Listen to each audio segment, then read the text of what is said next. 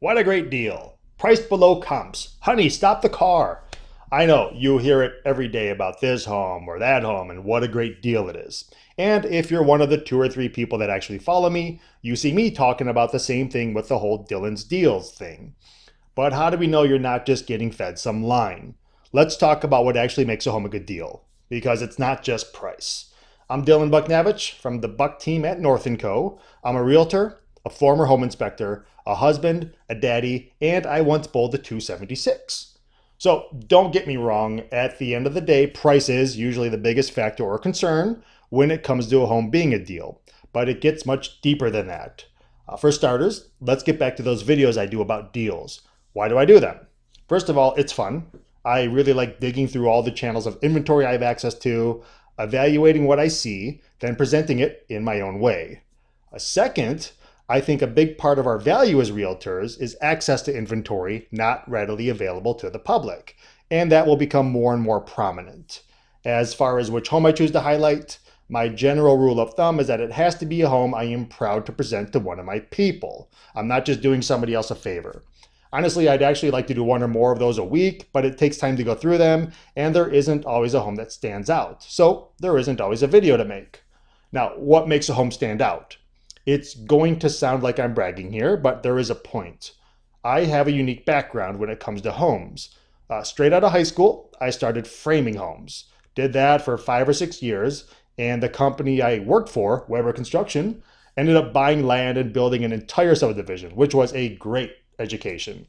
Then, after a brief stop in the hospitality industry, I became a home inspector. Did that for about 9 or 10 years, and now, of course, I've been a realtor for a little over 6 years. The end result is that I can put all those skills together and evaluate the home from all different angles, such as quality of construction, obvious and not so obvious defects, the efficiency of the home, what can be expected as far as upcoming repairs, and of course, value. You can say I speak the language of house, which allows me to see past the lipstick on the pig that so many homes out there try to use in order to fool the consumer.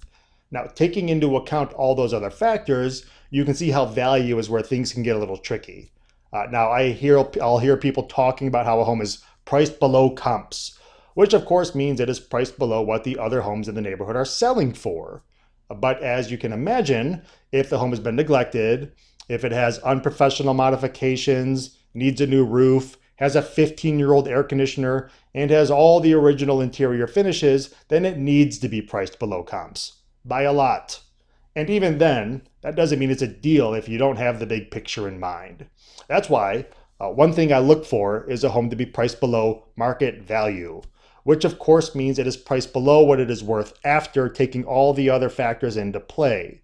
Now, for a home to sell below market value, it requires an owner of a property to essentially leave money on the table. And they do this for the convenience of a quick or stress-free sale.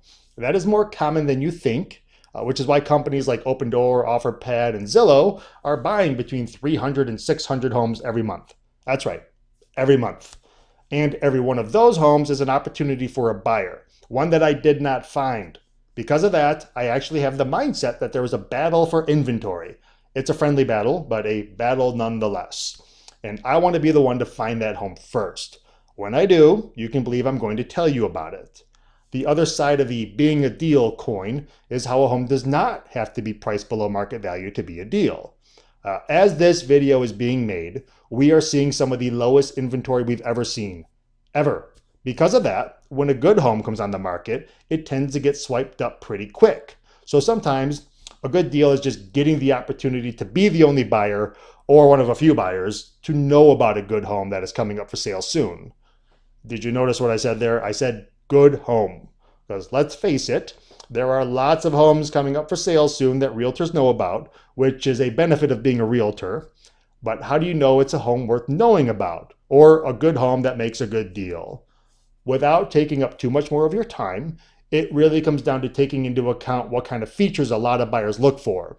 That's outside of the usual suspects like number of bedrooms and bathrooms, square footage, and so on. That's why I make a point to evaluate the major components like roof, AC, plumbing, electrical, structure, efficiency, along with identifying the popular stuff like floor plan, location, parking, proximity to good amenities, along with proximity to other features that could hurt resale down the road. In addition, it helps being able to tell if the home was loved or not, or if we just have someone who never cared about their home, never put any money into it, but is trying to gouge a buyer because it's a seller's market and they think they can get away with it, which at times they do. Now I know every buyer is different. Some people want a project. Some people want a home that is 100% turnkey. But nobody, and I mean nobody, wants surprises. So I do my best to look at everything and make everyone aware of what the deal is. And at the end of the day, if everything checks out and the price is what I deem fair, which can be at or below market value, then it passes the deal test. Of course, it helps a lot if we can find the deal before it goes to public, but that is not always the case. So I hope you enjoyed this. I hope you found it helpful. If you have not subscribed to me on YouTube yet, I would be grateful if you did. If you're watching this on Facebook, the link to subscribe is below. That's it for today. I really appreciate everyone watching, and I will see you next time.